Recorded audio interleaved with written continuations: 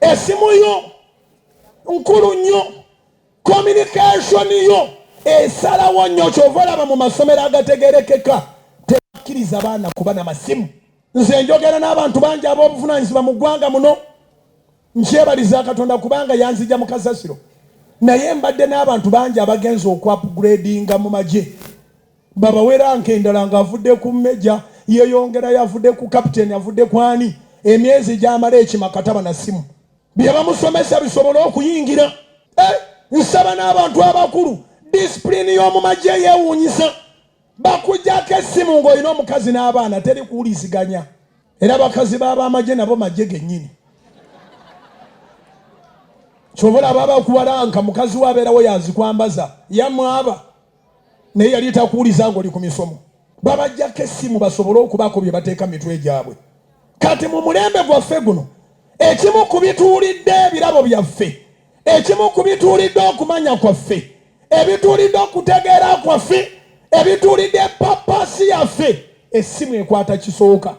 It has advantages and disadvantages. But if you are not careful, the disadvantages are almost 99. Yeah. Newaka munyuka ne muddayo nga bukyali ne wabula wanyumya ne munne. Nze wange ngenda kuyisa etteeka oluyingira, ngenda kuteeka akaboksi ku mulyango wali essimu mwe zisigala. Kubira Mukama engalo ez'amaanyi oba ng'okiwulidde. Osavinga omwami wo ng'ali ku WhatsApp n'omunyeenya nako, ate omuzimu gwajjira ku social media.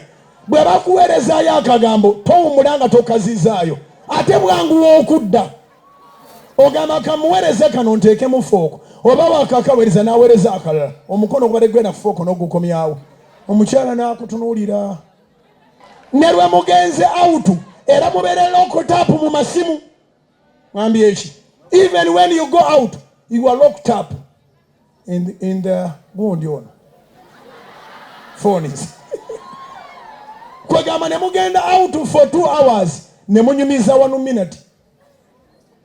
Olutula baba batereza akatoko otule mu katebe ng'ono ali mu kkebera, ogenda okuddamu omutula munyumyeko ng'ali mu simu.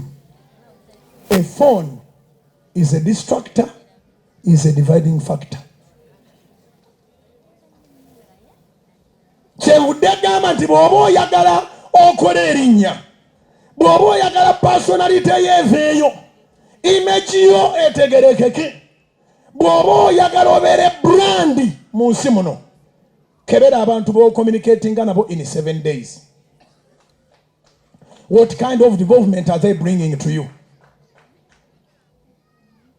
Abantu kati basaba babaweereza obuntu obw'okuseka obusesi obwa comedy bwe bataddeko, amaka aga breakinze gwe baakubye oluyi, eyafuze mu mpale, eyagijjiddemu ddala. Oba nnyina benjogera nabo? Togenda kuvaayo. You will never be a brand when you are distracted.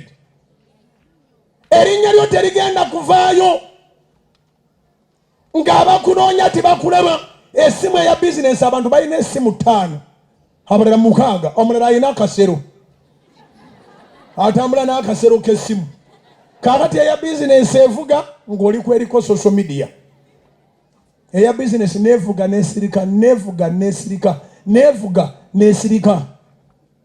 Ate nga n'abaana ba social media bw'otoggalawo, waliwo abali ku social media buli lw'obeerako 24/7. Gwe bw'otogiggalawo n'ogivaako, they will never leave you. You can't get time.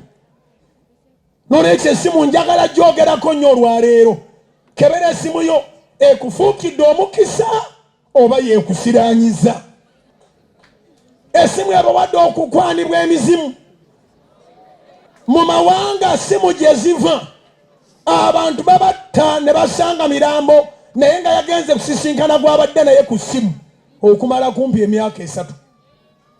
Lwagenze omusisinkana talina gwabuulidde. Investigation zigenda ofuluma nga baamaze kukyatinga n'omuntu omu ne basisinkana somewhere gye basanze omulambo.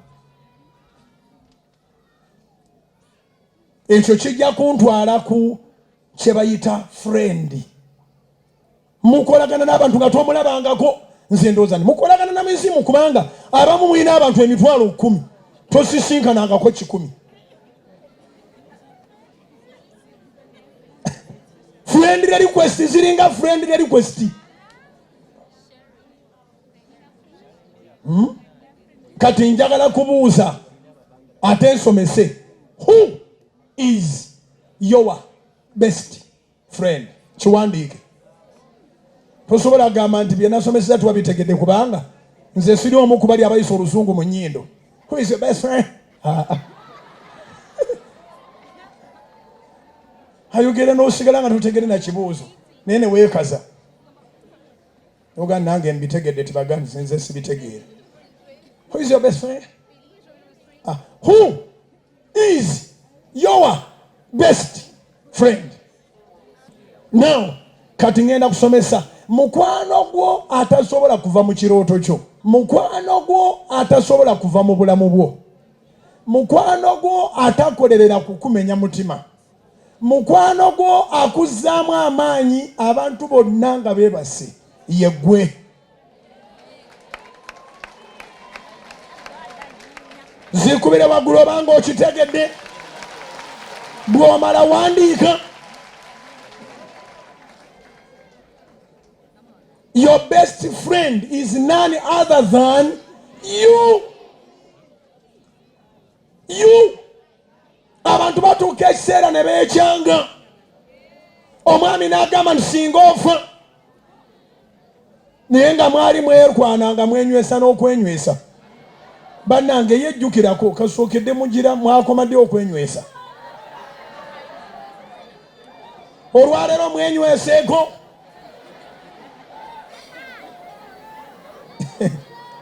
Abamu muludde n'okwenywegera. Mwenywegere leero nga tetunayingira kisiibo.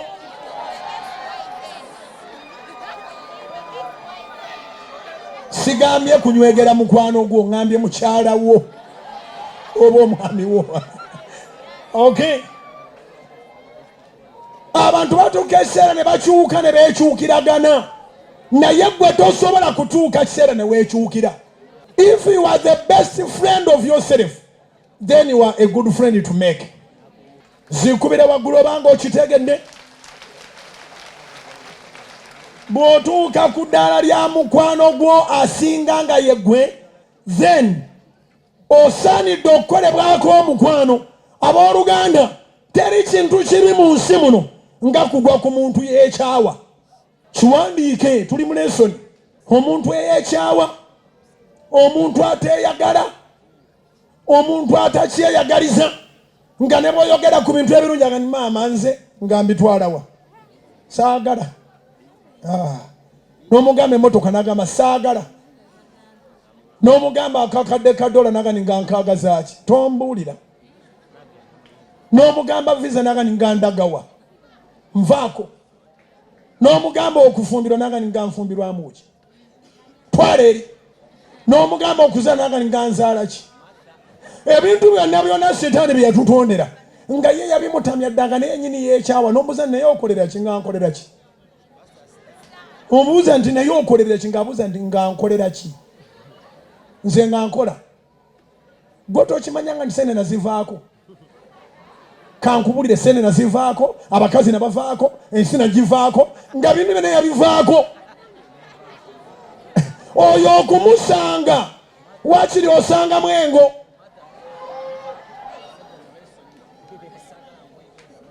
Fuba olaba oba mikwano gyo beeyagala.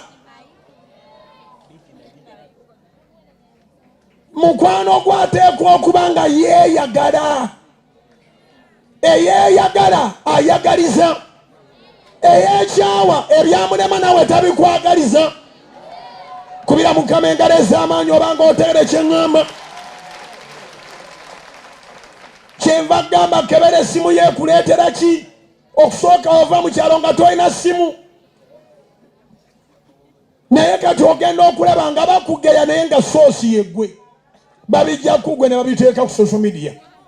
Benefit number 1 ey'omuntu eyeeyagala ye nga ye taba mulwadde.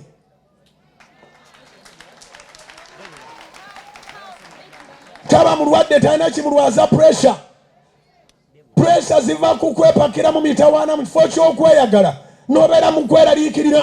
Kale gundi andese, kale gundi ansinga, kale gundi bamuwadde ekiteeteeyi, kale maama oli mu lamentation. Kyobola ekyo ekitabo mu Bayibuli kizibu osanga omubuulizi akibuuliramu kyakukungubaga. Lekerawo okukungubaga ng'onookola erinnya, ng'onooba ne image eyeegombesa, personality eyo buli muntu ng'agiyayanira, ng'onoobeera brandi. Weeyagale. Abantu bakwogerengako ndi sente toyina naye weeyagala. Olina engoye entono naye weeyagala. Osula ku nju z'abandi naye maama weeyagala. Kyokka bannange talina musajja naye yeeyagala. Eyeeyagala agenda kufumbirwa mu linnya lya Yesu. Eyeeyagala agenda kuwasa mu linnya lya Yesu. Eyeeyagala tasobola kubulwa mulimo. Oyingira mu interview nga weeyagala. Bw'oyingira mu interview nga weekyaye, feesi ye erina ekintu ky'ereeta. Ne bagamba ebintu abimanyi naye ndoza yafuna problem. Best friend wotasukka gwe.